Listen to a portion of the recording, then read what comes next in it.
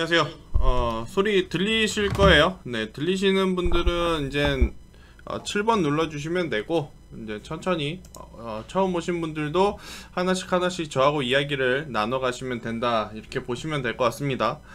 일단 뭐 오늘 저하고 처음이신 분들도 있고, 또 이제 두 번째, 세 번째 그 이상이신 분들도 있겠지만, 일단 오늘 저와 여러분들이 만나는 것은 간단합니다.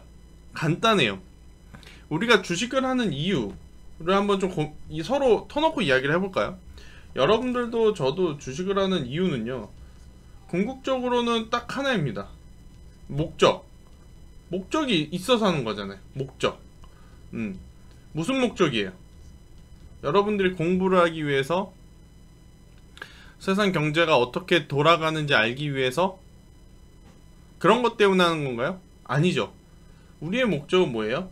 지금 우리가 갖고 있는 것보다 더 많은 돈을 벌기 위해서 주식 매매를 하는 것이다, 이렇게 보시면 됩니다.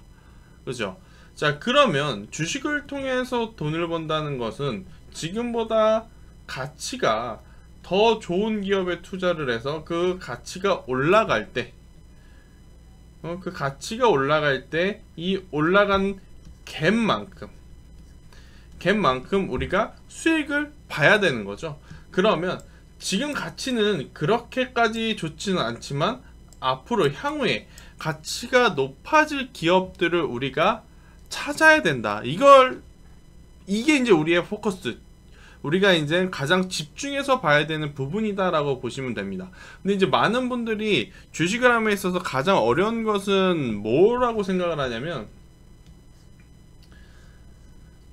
언제 사고 언제 파는 그 타이밍이라고 생각을 해요. 타이밍. 그런데 주식을 생각을 해봤을 때, 주식을 생각해봤을 때, 내가 만약에 이 타이밍, 정확한 타이밍에 들어가서 사고 파는 거가 가능할까요? 저는 불가능하다라고 생각이 합니다. 저도요.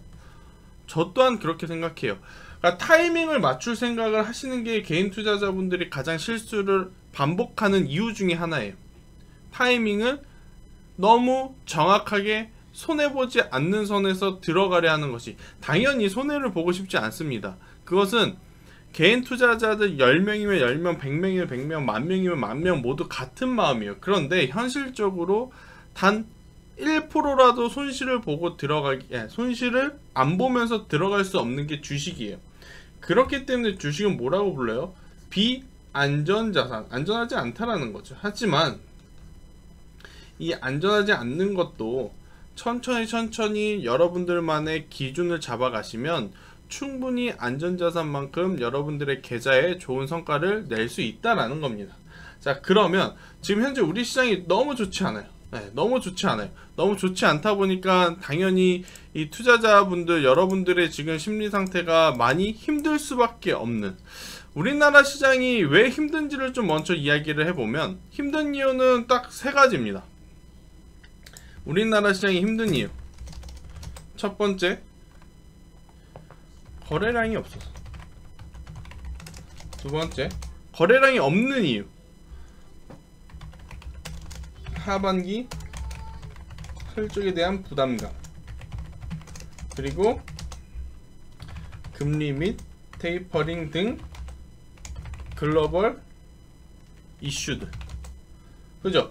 자, 여러분들이 뭐 다 아는 내용입니다. 아는 내용을 제가 왜 굳이 다시 한번 이야기를 드리냐면, 자, 거래량이 없어서, 이건 무엇을 의미하죠? 시장에 돈이 많이 없다라는 거예요. 거래량은 돈이라고 생각을 하시면 됩니다. 자, 시장에 돈이 많이 없으면 과연 어떠한 시장이 연출이 될까요? 모든 종목이 와 이렇게 올라가는 시장일까요? 일부 몇 종목만 올라가는 시장일까요? 당연히 후자의 방향성을 띠겠죠. 그래서 여러분들 이 말 진짜 지겹게 많이 들어보셨을 거예요. 종목별 차별화 장세가 더 심화된다.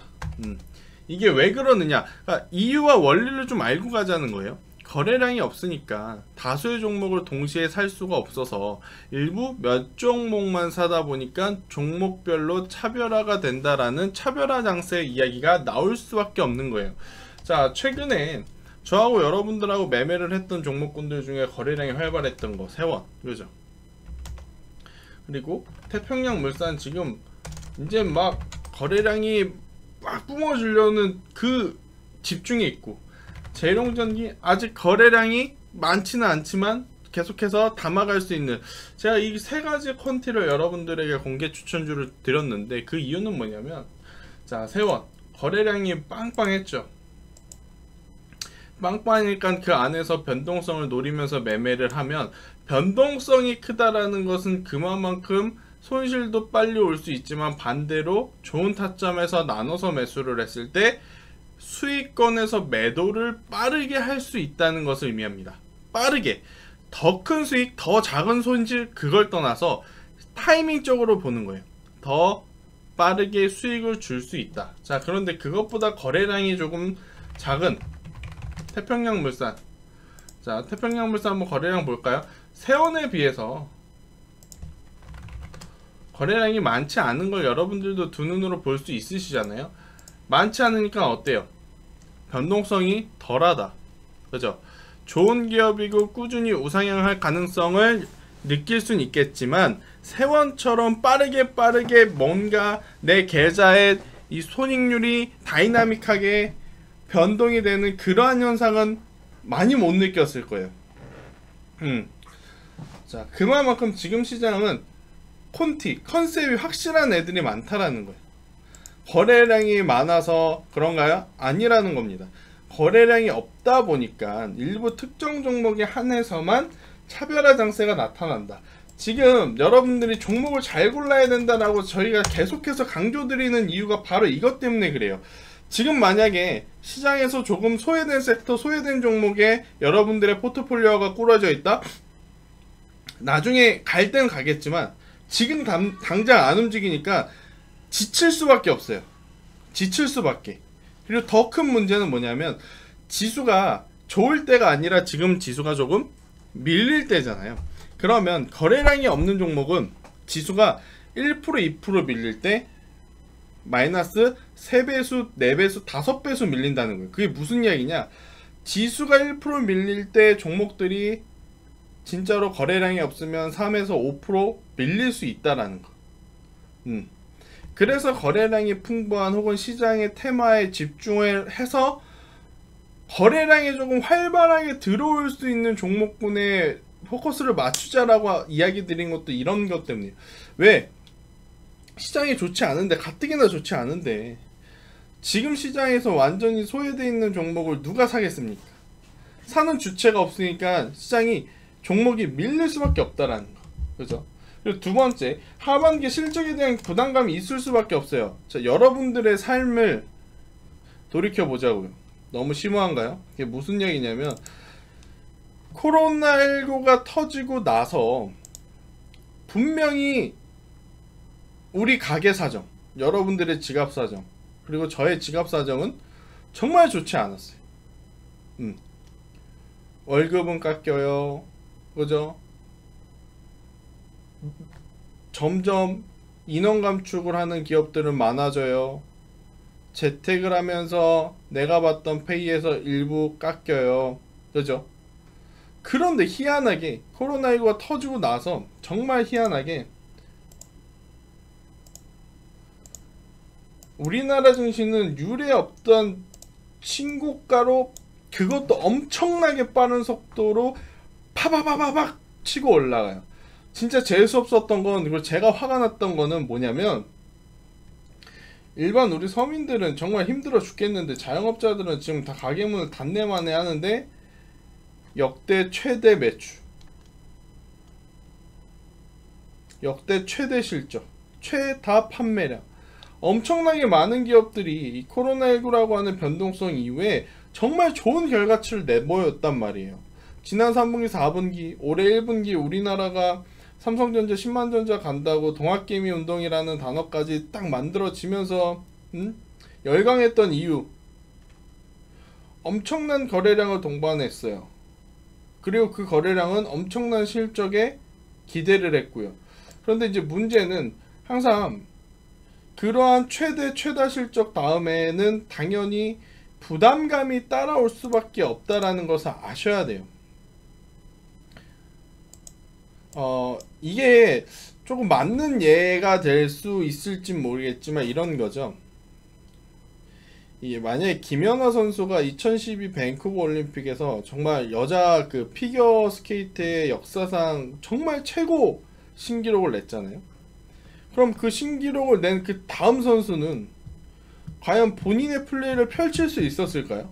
내 앞에 역사상 전례 없는 엄청나게 큰 점수가 나왔는데 그 다음 타자로 그 다음번에 우리나라에서 커가는 사람들은 당연히 위축이 될 수밖에 없는 거예요. 부담감이 생길 수밖에 없는 거예요.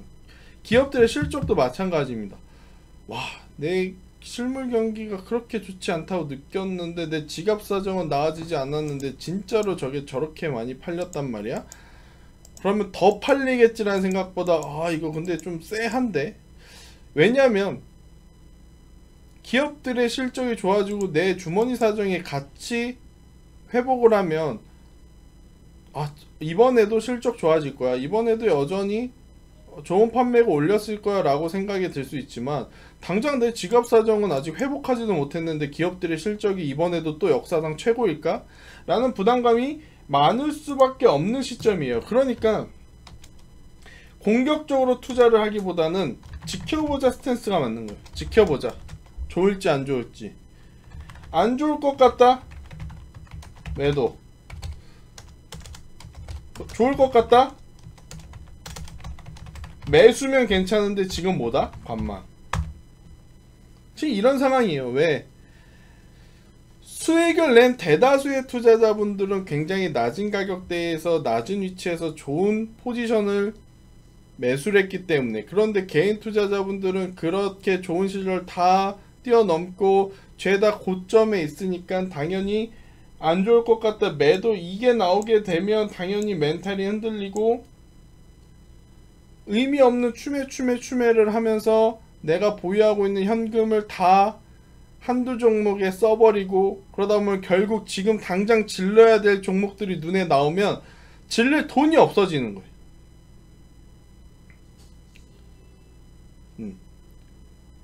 그리고 많은 투자자분들이 지금 가장 힘들어하는 것은, 그래, 중소형주는 내가 투자하기 어려우니까 대형주를 해보자. 삼성전자, 하이닉스, 셀트리온, SK하이닉스 그런 종목을 샀어요. 그런데 또 지금 전 세계적으로 금리, 테이퍼링, 그리고 전력난 등등 내가 생각지도 못한 안 좋은 악재 이슈들이 많다 보니까 오히려 대형주들이 더 많이 밀리는 그런 현상들이 지금 시장에 일어나고 있다라는 겁니다. 자, 그런데 여러분들 잘 생각해 보세요. 급락은요, 주식하면서 급락은 언제나 있을 수 있지만 급락은 기회의 순간이에요. 기회의 순간. 지금 겁먹고 쫄 필요 없어요. 지금은요, 여러분들의 인생을 한번 베팅을 해볼 수 있는 시점이다라고 보시면 돼요.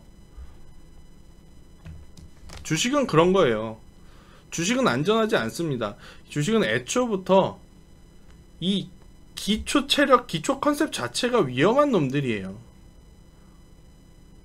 그러니까 우리 투자자들이 굉장히 매력적으로 느껴질 수밖에 없는 거예요. 왜? 나도 벌 수 있다라는 희망이 자꾸 있으니까. 요물이죠, 요물. 근데 많은 투자자분들이 질러야 할 때 지르지 못하고 지르지 말아야 할 때 지르니까 문제가 되는 거예요.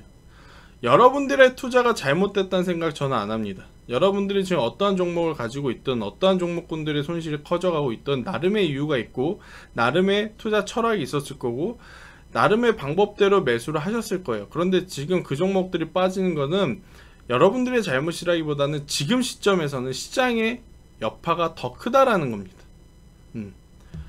우리나라 시장, 자, 고점 대비 얼만큼 내려왔는지 볼까요? 고점 대비 12% 내려왔어요. 자, 코로나 때 얼마 내려왔는지 볼까요? 고점 대비 35%, 33% 정도 내려왔죠. 그러니까 코로나 때 이 내려왔던 거의 절반만큼 벌써 내려온 거예요. 코로나는 코로나라는 이유라도 있었어요. 그렇잖아요. 근데 지금은 그런 이유도 없이 내려오니까 당연히 리스크 관리를 하기가 어려운 거예요. 코로나 때문에 빠졌으면 손절을 할 수 있는 명분이 있고 이유가 있고, 그런 다음에 다시 한번 투자를 할 만한 포인트를 찾을 수 있는 방법들이 있지만, 지금은 분명히 실적 좋을 것 같은데 그렇게 악재가 이렇게까지 시장을 밀어낼 만큼 큰 게 없는 것 같은데, 그러다 보니까 그런 사이에 어느덧 지수는 고점 대비 15% 내려왔고, 종목들은 적게는 10%, 많게는 30-40%가 내려와 버린 그러한 시장인 거예요. 그렇기 때문에 개인 투자자들이 잘못했다 생각은 안 해요. 잘못했다는 생각은 안 하지만 그렇다고 잘한 건 아니죠. 그래도 잘못한 것을 모두 케어할 수 있는 기회는 지금 오고 있다라는 거. 기회. 왜? 급락을 했으면 상승이 무조건 옵니다. 무조건 와요. 그냥 그거는 섭리예요. 자연의 섭리 정도.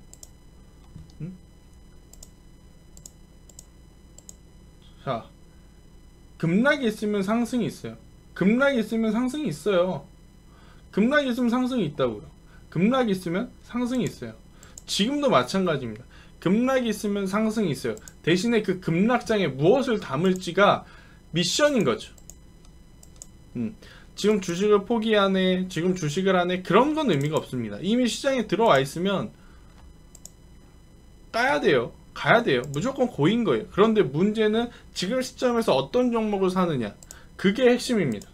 그래서 저희하고 같이 하시는 분들은 매집주의 형식으로 대형주 하나, 중소형주 두 개로 올해 농사를 저는 크게 한번 지어보려고 하겠지만, 같이 하지 못하고 그냥 공개 방송을 통해서 들어오신 분들도 뭔가 얻어갔으면 좋겠다라는 이야기를 한번 드리면서, 제가 이제 종목에 대한 힌트를 한번 드려보면, 자, 지금은 여러분들이 주식을 해야 되는 이유는 딱 간단합니다. 대선이 있기 때문에. 대선이란 이벤트가 없으면 사실 너무 가파르게 올라왔고 많이 올라왔기 때문에 더 큰 변동성을 기대하기에는 현실적으로 오바예요. 그죠? 그러니까 이런 거죠. 지금 바닥권 대비 한 300-400% 올라온 종목을, 야, 내가 샀으니까 넌 지금부터 200% 300% 더 올라가야 돼, 이렇게 요구하는 것밖에 안 되잖아요. 그런데 제가 지금 기회가 오고 있다라고 말씀을 드리는 것은 대선이 있기 때문에. 대선은요, 크게 인맥주, 정책주로 나뉘어요. 인맥주는 이제 저는 아니다라고 생각이 들고, 정책주에 불을 뿜어야 된다고 봅니다. 부동산. 일단 가장 큰 건 부동산, 그리고 저출산. 이 두 개는요, 어떤 후보자가 나오든지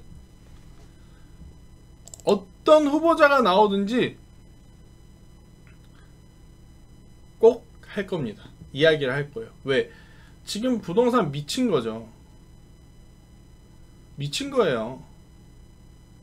그러면 부동산 값을 잡기 위해서 너나 나나 할 거 없이 나오는 후보자마다 나는 어떻게 하겠다, 나는 어떻게 하겠다, 저는 어떻게 하겠다, 이 이야기를 할 가능성이 굉장히 높다라는 거. 자, 부동산 가격을 잡기 위한 가장 원색적이지만 가장 빠른 방법이 뭔지 아세요? 무제한 공급. 그러면 결국 건설주. 안 그래요? 대출 규제 좋다 이거예요. 하지만 집이 많아지면, 공급이 많아지면, 수요보다 공급이 많아지면 당연히 떨어질 수밖에 없다라는 겁니다. 무제한 공급, 건설 관련주, 건자재 관련주, 이러한 종목군들 여러분들이 꼭 체크를 해야 된다라는 거. 저출산 관련해서는 이거는 우리나라뿐만이 아니고 글로벌 이슈예요. 특히 중국이 산하 제한 폐지까지 거론한 만큼 우리나라도 당연히 이 흐름의 수혜를 받을 수 있습니다. 엔젤주들, 뭐 유아 관련주들, 그죠? 그래서 저는 올해 여러분들이 하반기에 주식을 하고 있다면 이 정책주에 목을 매야 된다는 거예요. 목을 매야 된다는 거. 그렇지 않고서 살아남을 수는 없어요. 지금 시장은요. 그만큼 움직이는 종목이 너무 제한되어 있어요. 지금 시장에서 삼성전자, SK하이닉스 물론 좋습니다. 장기 투자를 하시는 분들 입장에서 저는 그 종목들 지금 가격 정말 메리트 있다 생각이 들고, 현대차, 기아 정말 메리트 있어요. 하지만 장기 투자가 되시는 분들은 저는 많이 없다라고 생각이 들고, 그러면 정상적으로 한번 크게 좀 먹어야 되는 종목을 개인 투자자분들은 공략을 해야 되는데, 저는 그들 종목들 중에 가장 메리트 높은 게 바로 정책주, 특히 부동산, 저출산, 뭐 이 종목이 아니더라도 당연히 거론될 수 있는 게 뭐냐면 저탄소, 환경규제 이런 거지만, 저탄소 관련해서는 이미 많이 움직였고 이미 많은 종목들이 있어서 여러분들이 체크를 해야 될 부분, 저는 이 두 종목, 이 두 섹터라고 생각이 들어요. 그리고 여기에 한 가지 더, 정말로 나는 지금부터 내 자식에게 주식을 물려주고 싶다 하시는 분들은 폐배터리 산업 관련주 보세요. 폐배터리. 자, 여러분들에게 제가 다시 한번 오늘 좀 설명을 쉽게 해드릴게요. 지금 우리가 전기차를 엄청나게 생산을 하게 되죠. 자, 전기차 효율이 100%라고 치면 효율이 80%까지는 전기차에 탑재를 해서 쓸 수 있다고 합니다. 그런데 전기차 배터리의 효율이 80% 이하로 내려오면 전기차 배터리로서의 사용성이 제로래요. 폐기 처분을 해야 돼요. 근데 이걸 바로 폐기 처분하지 않고 이 ESS 에너지 저장 장치로 전환을 합니다. 당연히 여기에 탑재했을 때 배터리를 그대로 탑재를 하는 게 아니고 뜯어서 고치고 수정하고 손볼 땐 손보고 해서 전환을 해서 쓰겠죠. 이 ESS 에너지 저장 장치는 배터리의 효율이 50%까지 떨어져도 사용 가능하다고 해요. 자, 그럼 100%에서 80% 됐다고 버리는 게 효과적일까요? 당연히 버리지 않고 ESS 에너지 저장 장치에서 효율이 80%에서 50%까지 떨어질 때까지 사용을 하는 게 효과적인 거죠. 그죠? 그리고 이 배터리 자체가요, 니켈, 음극재, 양극재, 정말 뭐 희토류, 희귀한 광물을 모아서 만들지만 배터리로 만들고 나서 폐기할 때는 희귀한 광물들로 모였던 그 제품이라 할지라도 그냥 쓰레기입니다. 그것도 엄청나게 비싼 쓰레기가 되는 거예요. 근데 그거를 바로 폐기 처분하는 게 아니라 ESS 에너지 저장 장치 혹은 또 별도의 추가적인 폐배터리 산업을 활용을 해서 처분을 할 가능성이 굉장히 높아서, 이 폐배터리 산업을 본업으로 갖고 있는 회사는요, 지금 당장은 시장에 강한 관심을 받기는 어려워요. 하지만 점차적으로 배터리 수가 많아지고 배터리가, 전기차가 굴러다니기 시작하고 일정 기간이 지나게 되면 어떻게 될까요? 어마어마하게 많이 나오겠죠, 배터리들이. 그죠? 그래서 장기적으로 볼 때 저는 충분히 이 폐배터리 산업 관련주도 여러분들의 포트 한켠에 있는 것이 가장 좋다라고 생각이 들고, 저는 올해 하반기 혹은 내년 상반기에 대선을 이용해서 한번 매매를 공격적으로 해보고 싶어요. 저 코로나19 터지고 나서 잃을 땐 다 잃었는데 회복할 때는 진짜 제대로 회복하지도 못했어요. 이번에 정말 벌고 싶어요 하시는 분들은 부동산 관련주, 저출산 관련주, 이걸 하셔야 됩니다. 이걸 하셔야 돼요. 그러니까 이거죠. 어느 후보자가 나오든지 간에 겹칠 수밖에 없는 정책들을 지금 찾아야 돼요. 물론 이 두 개 말고 더 있습니다. 이 두 가지 말고 더 있어요. 하지만 대표적으로 보자면 이 두 가지는요, 어떠한 후보자가 나오더라도 당연히 가져갈 수 있는 그러한 정책이다라는 거.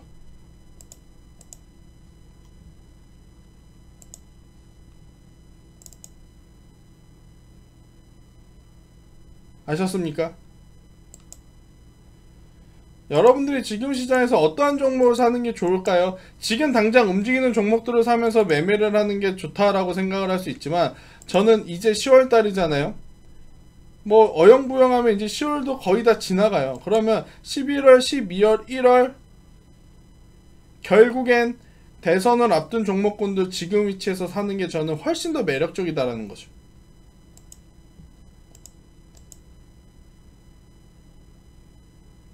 그래서 이번 대선을 통해서 어느 정도 계좌의 회복 혹은 내가 생각한 것 그 이상의 수익을 좀 내시고 싶으신 분들은요, 열심히 공부를 하시는 것도 하나의 방법이고, 공부를 하고도 너무 어렵다, 가이드가 필요하다 그러면 저희 쪽에 문의를 하셔서, 올해 하반기에는 그래도 내가 주식을 1년 동안 지금 했는데 1년 중에 지금까지 손실이었으면 올해 하반기에는 꼭 수익을 낼 수 있는 포트폴리오를 꾸려 가셨으면 저는 좋겠다는 생각이 듭니다. 그래서 지금 우리나라 시장의 이슈들은 이러이러한 것인데, 그러한 이슈들을 이겨내는 종목은 딱 힌트는 대선에 있다라는 거. 여러분들이 경제 채널을 보고 어떠한 인터뷰들을 보고 하다 보면 지금 가장 강한 종목들을 많이 보게 되는데, 그런 종목분들 당연히 뭐 매매를 하면 좋을 수는 있어요. 좋을 수는 있지만 지금 개인 투자자분들은 그러한 종목들보다 다음 타자에 올라갈 종목들을 미리 선침해하는 게 훨씬 더 안정적이다라는 겁니다. 나중에 제가 또 방송 채널에 자주 나가고 하니까 여러분들에게 링크도 올려드리겠지만, 지금은요, 다음 주도주, 다음 테마힘, 다음 시장에 관심이 어디로 쏟을지 미리 알고 미리 움직이는 전략이 필요하다, 이 말씀 드리면서 오늘 야간 방송은 굉장히 짧지만 집중력 있게 말씀드렸고 마무리하도록 하겠습니다. 저는 내일 아침에 다시 인사드리도록 하겠고요.